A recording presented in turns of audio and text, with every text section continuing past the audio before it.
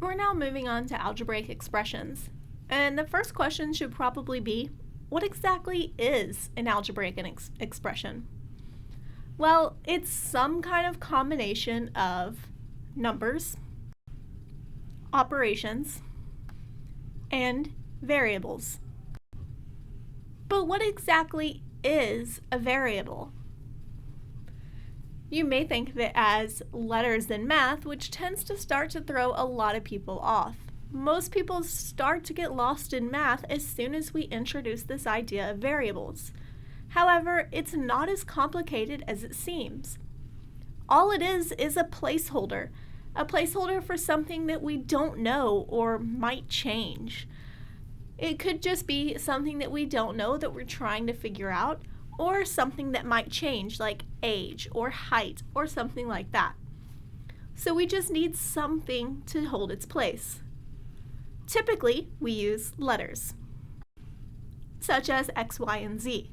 However, honestly, you can use anything that doesn't already mean something in what you're talking about.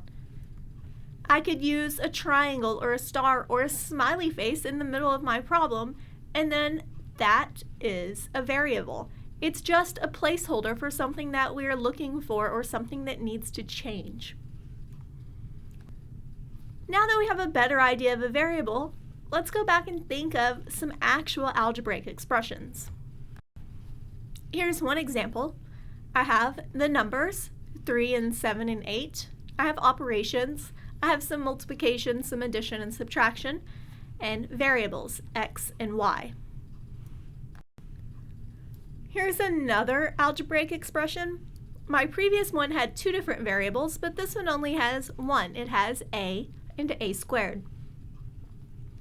So this time we do have an exponent, but that is another operation because all it is a repeated multiplication, and we know that multiplication is allowed. So the first one I used both x and y, and my second one I used a. But like we said, it doesn't matter what you use, as long as we have something to represent this value that's changing or unknown.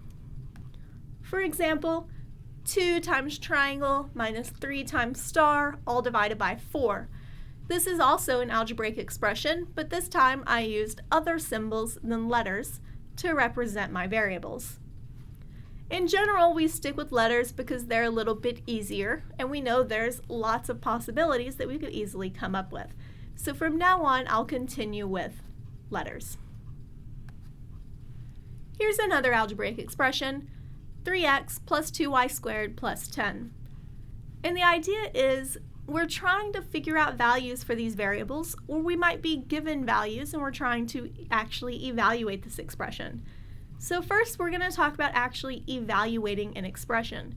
What happens if we know one of the values of the variables? Let's suppose x is 4 and y is -2. Now I can actually evaluate this expression. Everywhere I see an x, I'll write a 4, and everywhere I see a y, I'll write -2.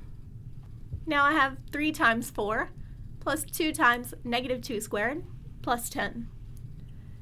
Order of operations says my first step is to do the exponent, and -2 times -2 is +4. We then multiply left to right. 3 times 4 is 12. I then have my next multiplication. 2 times 4 is 8. And then we can add 12 minus 8 is 4.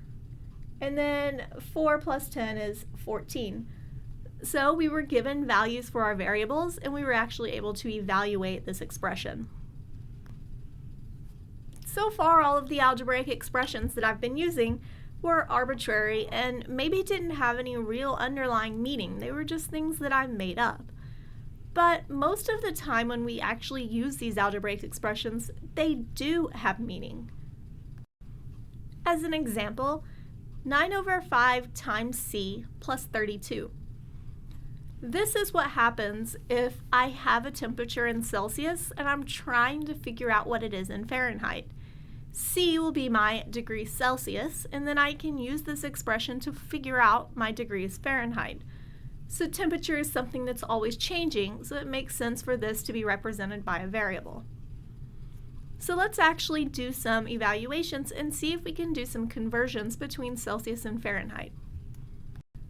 We know that water freezes at 0 degrees Celsius, so when does water freeze in Fahrenheit? Well, I still have my 9/5, but this time I know my value for C. It's just 0 plus 32. Anything times 0 is 0, and 0 plus 32 is 32. So now we know that water freezes at 32 degrees Fahrenheit. We also know that water boils at 100 degrees Celsius, so let's figure out where it boils in Fahrenheit. I have 9/5 times my temperature in Celsius plus 32. 9/5 times 100 is 180. We'll specifically deal with multiplication with fractions later. For now, we can take into account, just assume that I'm right. It is 180 plus 32. 180 plus 32 is then 212. So now we have that water boils at 212 degrees Fahrenheit.